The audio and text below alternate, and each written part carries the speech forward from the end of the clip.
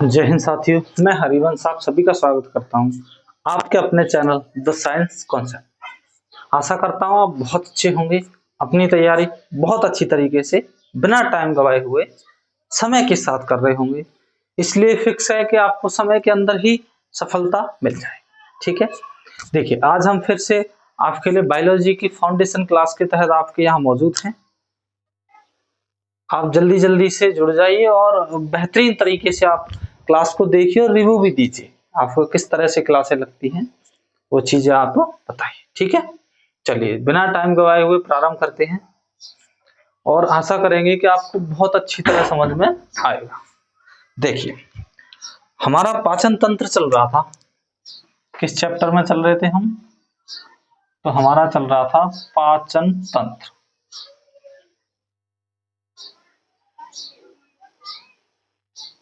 Digestive system, पाचन तंत्र। देखिए डाइजेस्टिव सिस्टम में हमने मुख गुहा अर्थात वकल कैविटी को कंप्लीट कर लिया था। अब हम इससे आगे चलेंगे, थोड़ा सा इससे आगे हम देखेंगे। देखो इससे आगे की अगर मैं चर्चा करूं तो हम आज पढ़ने वाले हैं जीव के बारे में।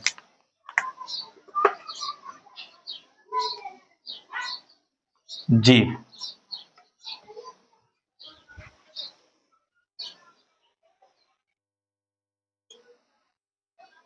जीव जीव को क्या कहा जाता है? टंक। इसी के बारे में पढ़ेंगे हम। देखिए सबसे पहला तो हमारा यही है कि भाई जीव के अध्ययन को अर्थात जीव के अध्ययन को क्या कहा जाता है? तो जीव के अध्ययन को टंग एनाटॉमी क्या कहते हैं? टंग एनाटॉमी कहा जाता है। ठीक है, चलिए आगे देखो। जीव एक मांसल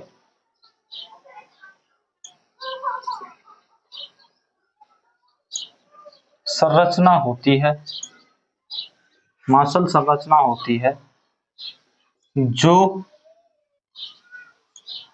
मुंह में पीछे वाले भाग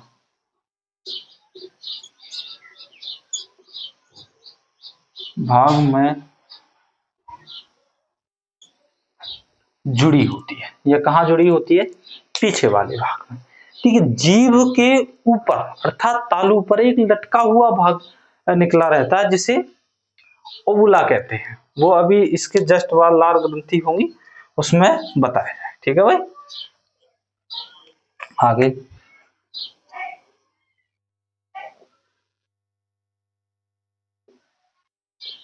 जीभ के ऊपर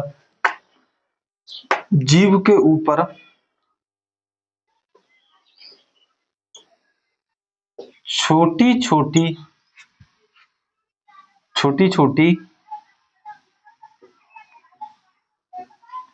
ग्रंथियां पाई जाती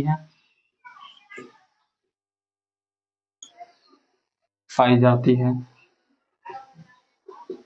जिन्हें टेस्ट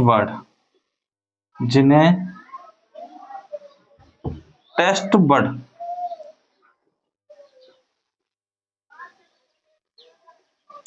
स्वाद कलिकाएं, स्वाद कलिकाएं कहते हैं। चाहो तो इनको स्वाद कोशिकाएं या स्वाद ग्रंथियां भी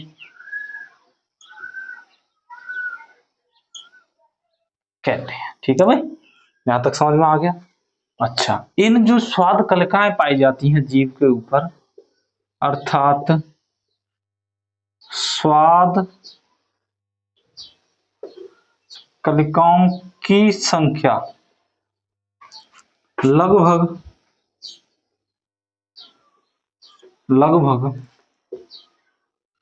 8,000 से लगभग 8,000 से 10,000 तक होती है। 8,000 से 10,000 तक होती है। ठीक है, इन स्वाद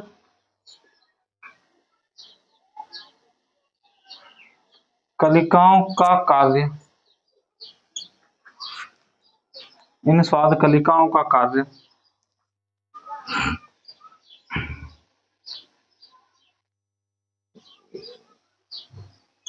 जीभ पर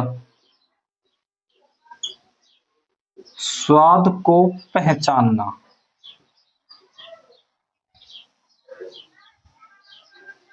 जीभ पर स्वाद को पहचानना होता है। ठीक है,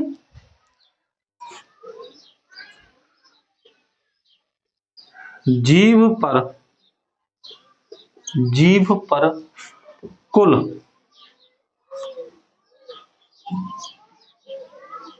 चार प्रकार की स्वाद कलिकाएं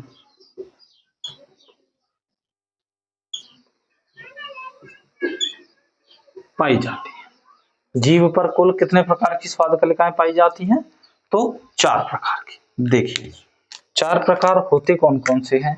जैसे मान लीजिए यह आपकी जीभ है, ठीक है, देखो इसका जो आगे वाला भाग है इस पे कुछ इस तरह से पाई जाती है। ठीक है, यहाँ बीच में भले ही रहने दो, इनको ऐसे कर लीजिए। ठीक है, ये जो आगे वाला भाग है यहाँ स्वाद मिलता है हमें मीठा। अच्छा, इस तरफ मान लीजिए खट्टा और इधर होता है नमकीन और पीछे की तरफ क्या होता है? तीखा। ठीक है भाई, ये जीभ पर क्या मौजूद होते हैं? स्वाद। अर्थात मैं कहूं, देखिए आप जब मीठा खाते हो तो स्टार्टिंग जीभ पर रखते ही आपको मीठा महसूस हो जाएगा, लेकिन जब आप कड़वा खाते हो, जैसे आप तीखा कहते हो, अगर आप जैसे आपने खीरा ककड़ी बहुत खाई होंगी, जब हम खीरा या ककड़ी खाते हैं अगर वो कड़वी होती है तो हमें स्टार्टिंग में पता नहीं चलता, हम थोड़ा सा चबा लेते हैं, जब चबा के अंदर वाले जीभ के हिस्से में पहुंचता है तब लगता है एकदम कड़वा, एकदम बाहर फेंक देते हैं। इसका मतलब बाहर जीभ से। लेकिन मीठे का, किसी भी चीज को हम मीठे का अगर पता लगाना है तो हमें अंदर वाली जीभ के हिस्से की जरूरत नहीं पड़ती, ऐसे बाहर से टच करके देखेंगे और पता चल जाए। इसका मतलब ये है कि आपको मीठा अगर पता लगाना है तो जीभ के बाहर वाले हिस्से से ही पता लग जाएगा, लेकिन अगर कड़वे का पता लगाए हुए तो अंदर खा के ही पता चल पाएगा कि ये कड़वा है या कैसा है, या फिर आपने जीभ टच किया उसका स्वाद अंदर पहुंच जाएगा लार्वा के साथ, तब पता चलेगा आपको। ठीक है भाई, ये आपके जीभ के हिस्से हैं, इनको मैं रफ कर रहा हूं, फिर आगे चलते हैं। अच्छा करते हैं, बहुत अभी तो ऐसा कुछ खास इसमें है भी नहीं जो आपको इतना समझ में ना आया हो, साथ ही साथ उतारते रहा करिए, बस अपना कॉपी लेके बैठिए, नोट्स बनाते चलिए। ये मान लीजिए कि यह जो क्लास है पेड क्लास से भी बेहतरीन कराऊंगा, आप बिल्कुल बेफिक्र रहिए, और पूरी चलेगी, आपको बायोलॉजी पूरी कराई जाएगी। ठीक है भाई, आगे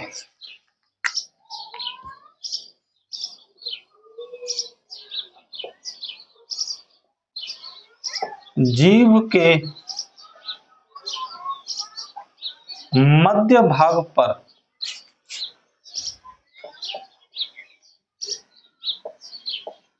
कोई स्वाद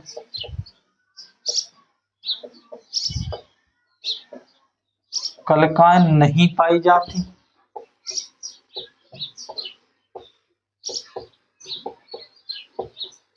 जिस कारण से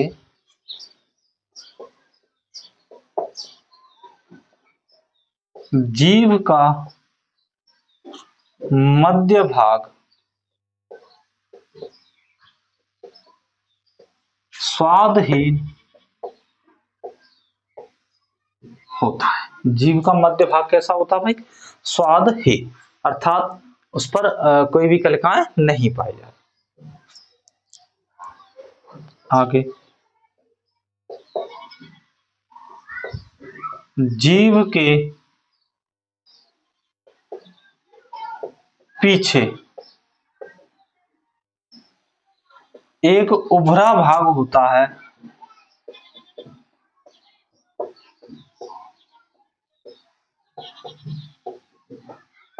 जिसे एक उभरा भाग होता है जिसे टॉन्सिल,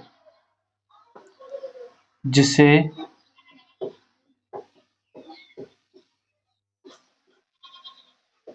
टॉन्सिल कहा जाता है। ठीक है भाई।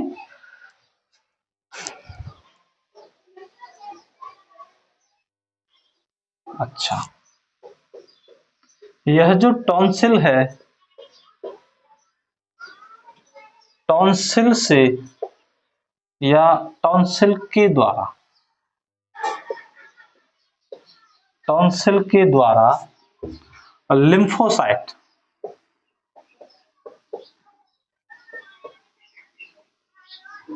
लिम्फोसाइड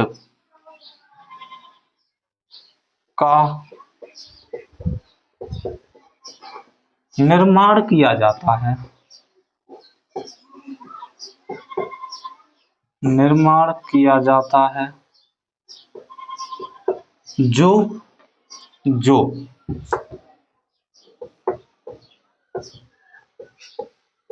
भोजन से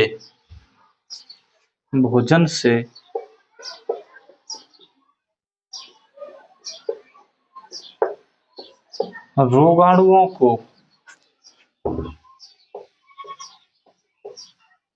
नष्ट करने में मदद करता है। ठीक है भाई, नष्ट करने में मदद करता है। लेकिन कभी कभी क्या होता है, जैसे मान लीजिए भोजन ज्यादा ही आपने बेकार कर लिया जिसके कारण बहुत ज्यादा बैक्टीरिया गए, तो कभी कभी ये इफेक्टेड भी हो जाता है। कभी कभी क्या हो जाता है, इफेक्टेड हो जाता है ये। जैसे हम कहें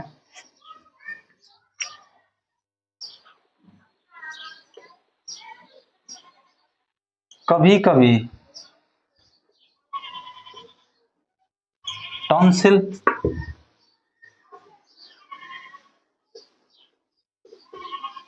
रोगाणुओं से खुद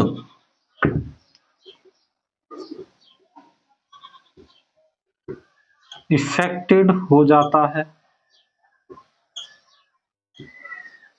जिससे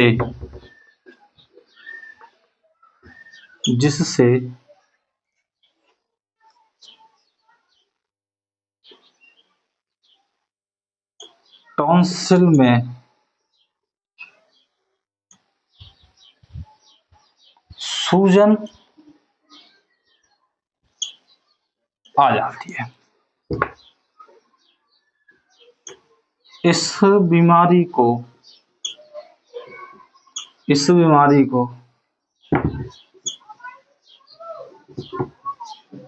टॉन्सिलाइटिस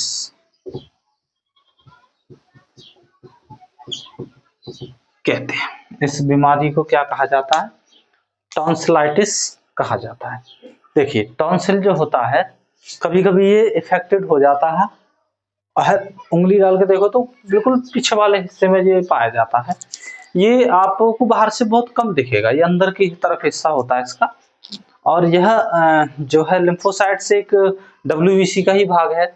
और डब्ल्यूबीसी का तो आपको पता ही है, रोगों से लड़ने की क्षमता होती है। तो ये लिम्फोसाइट्स का निर्माण करता है जो आपके भोजन के साथ गए हुए रोगाणु अर्थात जीवाणुओं को नष्ट करता है। लेकिन कभी कभी उन जीवाणुओं से खुद भी इफेक्टेड हो जाता है। वो कब की स्थिति होती है, जैसे आपने गंदा भोजन किया और पानी वानी भी नहीं पिया या ढंग से सफाई नहीं किया, आप कोलगेट नहीं करते, आपके मुंह में हमेशा गंदगी रहती है, तो उस स्थिति में ये चीजें होती हैं। अच्छा, जो आपने देखा होगा मुंह के अंदर छाले बनना छाले बनने का भी यही कारण होता है, आप अच्छा भोजन नहीं करते, गंदा संदा भोजन कर लेते हैं, या फिर आप मुंह की सफाई नहीं करते टाइम टेबल से, तथा गंदे भोजन से पेट खराब होता है और छाले जो होते हैं वो मुंह के अंदर पेट की गंदगी से निकलते हैं, अर्थात पेट में जो गंदगी होती है उसकी वजह से छाले निकलते हैं, क्योंकि पेट की जो गंदगी होती है, आपने अच्छा भोजन नहीं किया, ज्यादा कर लिया, उल्टा सीधा खा लिया, तो पेट में जो HCl बनता है, तो HCl बनने के कारण उसके द्वारा कुछ गैसें निकलती हैं गंदी। जब वो गैस निकलती है तो वो मुंह के द्वारा बाहर आती है, वह मल मार्ग के द्वारा बाहर आती है। जब वो गैसें बाहर निकलती है, जब अत्यधिक मात्रा में बनती है, तो वो मल द्वार के साथ साथ मुंह से भी बाहर आने लगती है, जिन्हें ऐसे कहते हैं कि भाई मैंने भोजन ज्यादा कर लिया, पेट खराब हो गया, खट्टी खट्टी डकार है। एक्चुअल में वो खट्टी नहीं होती, वो एक तरह से गंदी हवा निकल के आ रही है आपके मुंह से, वही गंदी हवा फिर आपके मुंह में जो लार सलाइवा होता है उसको इफेक्टेड करती है, जिसकी वजह से आपको छाले होने की संभावना पूर्ण रूप से हो जाती है। ठीक है भाई, ये थी आपकी जीभ का भाग। वैसे एक्चुअल में जीभ एक मांसल वो है तत्व, या कह सकते हैं मांसल अंग है, इसमें हड्डी नहीं पाई जाती, मांस पाया जाता है। ठीक है भाई, और यह इसके देखिए आसपास कुछ ग्रंथियां पाई जाती हैं जो पाचक रस अर्थात सलाइवा का निर्माण करती हैं। अब वो जिससे हमें खाना पचाने व खाने को लसलसा बनाने में बहुत ही फायदा मिलती है। चलिए, जीव यहीं पर खत्म होती है, या जीव के बारे में इतना ही है, आगे पढ़ेंगे। इतना मेरा कहने का मतलब यह है कि इतने छोटे छोटे टॉपिकों पर भी इतने पॉइंट्स आपको कहीं भी देखने को नहीं मिलेंगे। ठीक है, आज हो सकता है आप क्लास कम देख पा रहे हो, लेकिन जिस दिन आपको ये क्लास समझ में आने लगेगी, जब पता चलने लगेगा, तो आप ये मान के चलिए इस क्लास के अलावा कुछ देखोगे ही नहीं। अगला हम बात कर लेते हैं लार ग्रंथियों के बारे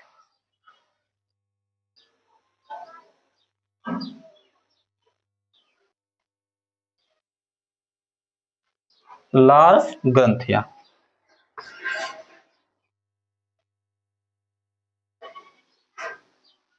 स्लाइवरी ग्लैंड्स, लार ग्रंथियां। देखिए, सबसे पहले तो यही है कि इसके अध्ययन को क्या कहा जाता है,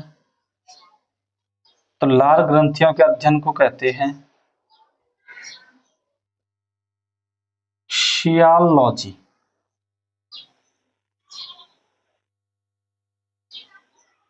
इंग्लिश में कहा, स्पेलिंग थोड़ी सी इंग्लिश में इसकी जो है शियालोलॉजी।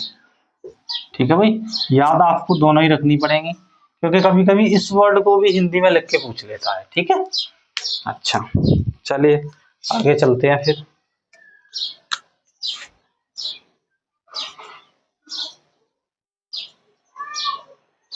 मानव में कुल 3 जोड़ी लार ग्रंथियां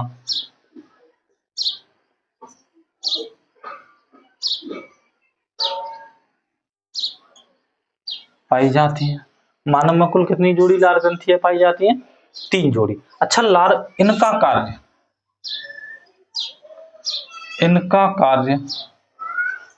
लार का निर्माण करता, सलाइवा का निर्माण करना, लार का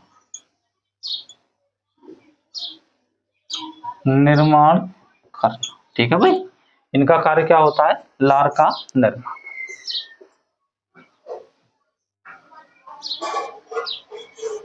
मानव लार में 98% जल और 2% में मानव लार में 98% क्या पाया जाता है भाई? जल अर्थात पानी पाया जाता है, तथा 2% में क्या पाए जाएंगे? पाचन एंजाइम।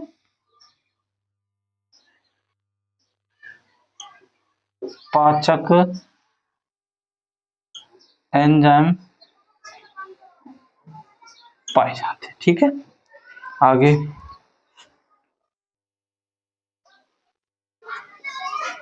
लार का पीएच मान पीएच की full form potential of hydrogen, potence of hydrogen अर्थात हाइड्रोजन की संख्या होती है।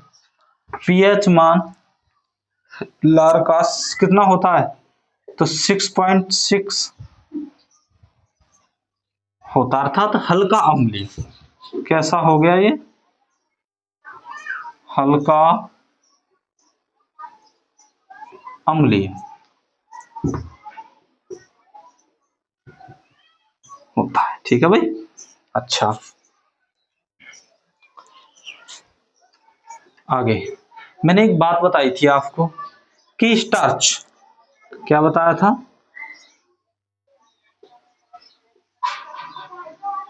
स्टार्च जिसे आप क्या कहते हो, मंड, स्टार्च का पाचन लगभग 30% मुंह में ही हो जाता है। मैंने कहा लार ग्रंथियां बताइए कितनी पाई जाती है, तो भाई 3 ग्रंथियां पाई जाती हैं। सबसे पहली होती है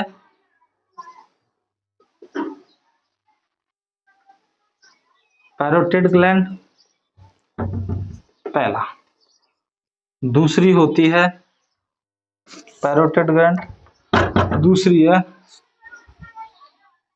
सबलिंगुअल,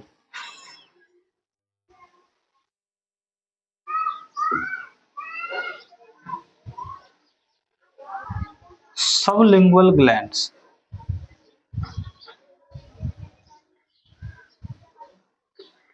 ठीक है। तीसरी होती है सब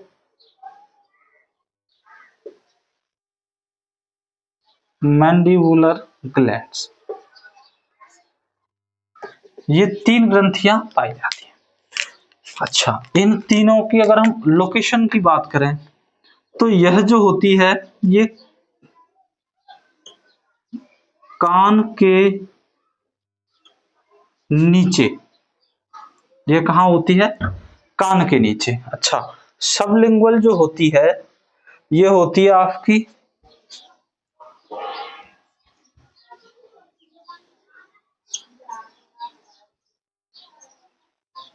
जीभ के नीचे। ठीक है, सबलिंगुअल कहाँ होती है, जीभ के नीचे, और यह होती है आपकी जबड़े के नीचे। यह लार ग्रंथियों में सबसे बड़ी है और यह सबसे छोटी, और यह कैसी है, मध्य की। ठीक है। अच्छा देखिए ये जो पैरोटिड ग्रंथि होती है, यहां तक ये चीज इतनी समझ में आ गई है। चलिए फिर हम थोड़ा सा ये रफ करना पड़ेगा, फिर आगे बताते हैं।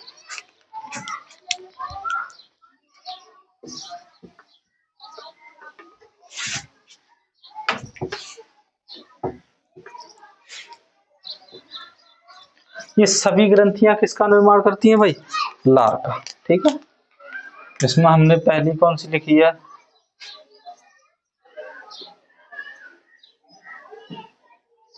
Parotid glands. देखिए ये जो पैरोटिड ग्रंथि है यह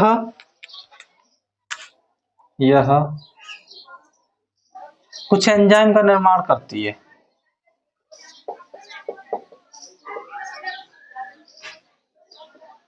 एंजाइम का निर्माण करती है, एंजाइम का निर्माण करती है, जिसमें मुख्य एंजाइम है, पहला है टाइलिन, टाइलिन एंजाइम, दूसरा है एमाइलेज,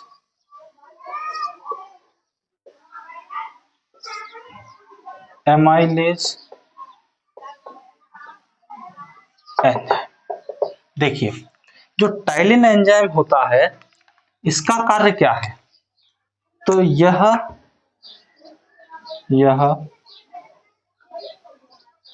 स्टार्च जिसे आप क्या कहते हैं, मंड का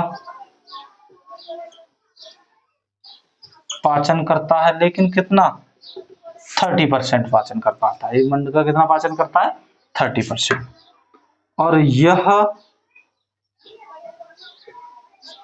भोजन के साथ आए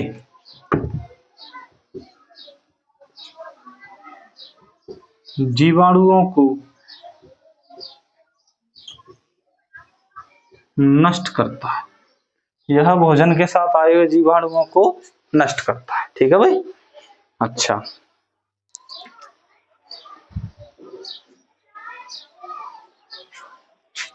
आगे अगली लाइन लिखेंगे।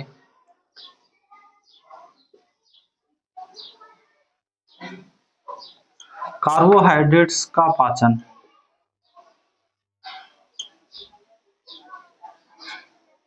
मुंह से ही प्रारंभ हो जाता है। कार्बोहाइड्रेट्स का पाचन भी कहां से शुरू हो जाता है? मुंह से ही।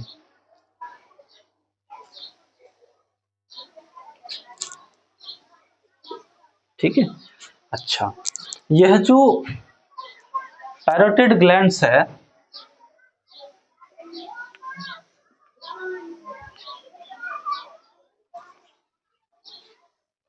एक बीमारी होती है मम्स। क्या नाम है इसका? मम्स। मम्स बीमारी में, या इसको हिंदी नाम भी लिख लीजिए, गलसुआ।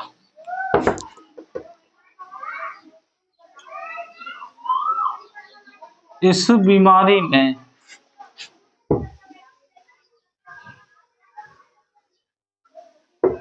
पैरोटिड ग्रंथि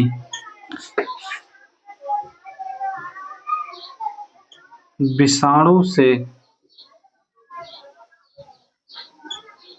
संक्रमित हो जाती है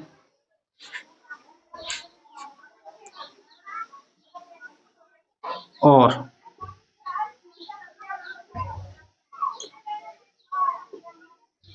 पैरोटिड ग्रंथि में क्या आ जाता है भाई? सूजन आती है। यहां से ये देखिए, पैरोटिड ग्रंथि की लोकेशन कहां पर है? तो कान के जस्ट नीचे, यानी इस जगह पर। जब इसमें इफेक्टेड हो जाती है, यहाँ आ जाती है सूजन, अर्थात ये गाल सूज जाएगा। इसी को कहते हैं गलसुआ, मम्स। ठीक है भाई। अच्छा, बाकी जो दो ग्रंथियां हैं उनका भी काम एंजाइम निर्माण करना ही होता है, लेकिन सबसे इंपोर्टेंट एंजाइम दो ही है, टाइलिन और एमाइलेज। एमाइलेज जो होता है वो भोजन में रोगाणुओं को नष्ट करता है। टाइलिन एंजाइम जो होता है वो स्टार्च, मंड का पाचन करता है, लेकिन ओवरऑल पूरे का नहीं, 30% का। ठीक है। आगे आगे चर्चा करेंगे।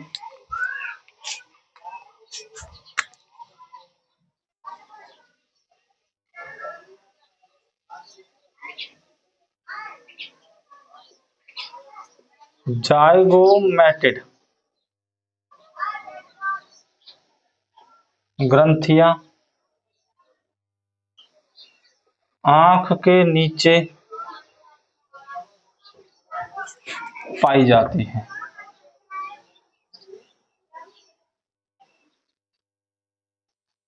इनका कार्य क्या हो सकता है भाई?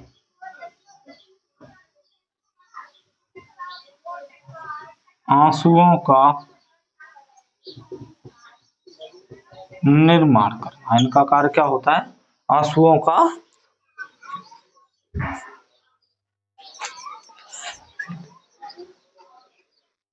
एक और है सब मैक्सिलरी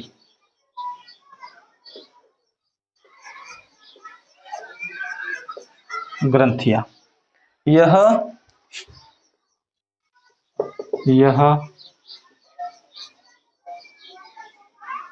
निचले जबड़े के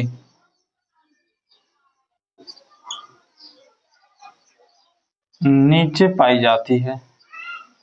यह कहाँ पाई जाती है? निचले जबड़े के नीचे पाई जाती है। इसकी बहुत मुख्य इंपोर्टेंट फैक्ट यह है कि इसकी इसकी कोशिकाओं, या उनको नलिकाएं भी कह देते हैं, कोशिकाओं या नलिकाओं को वाटसन की नलिकाएं कहते हैं। क्या कहते हैं भाई? वाटसन की नलिकाएं कहते हैं। अगर आपसे कभी पूछ लिया जाए कि वाटसन की नलिकाएं कहाँ पाई जाती है, तो ऑप्शन में आएगा लार ग्रंथियों में। बस आप वहीं टिक कर दोगे। इतना गहराई से नहीं पूछेगा कि सब मैक्सिलरी में आती है या किस में पाई जाती है, उतना नहीं। आप पूछ भी सकता है, ज्यादा गहरा जाएगा तो सब मैक्सिलरी। अर्थात नहीं कहेगा कि वाटसन की नलिकाएं कहाँ किसे कहा जाता है। उसमें लिख रहा होगा हृदय की नलिकाएं, लिवर तुम्हारा अग्नाशय की नलिकाएं, और एक इसमें से ऑप्शन होगा लार ग्रंथियों की नलिकाएं। तो आपको लार ग्रंथियों की नलिकाओं के ऑप्शन पर टिक कर देना है। ठीक है भाई? अच्छा, देखिए यहां तक आशा करते हैं कि आपको बहुत अच्छी तरह समझ में आई होंगी चीजें। अच्छा, देखिए अगला जो हमारा टॉपिक है वो आमाशय है, स्टोमक। स्टोमक थोड़ा सा बड़ा टॉपिक है, अर्थात इस क्लास में खत्म नहीं हो पाएगा, और मैं नहीं चाहता कि दोनों तरफ आधा अधूरा रह जाए। तो स्टोमक पर कल स्पेशल क्लास होगी, एक ही क्लास में स्टोमक खत्म, क्योंकि लगभग 40 से 50 मिनट का स्पेशल टॉपिक है।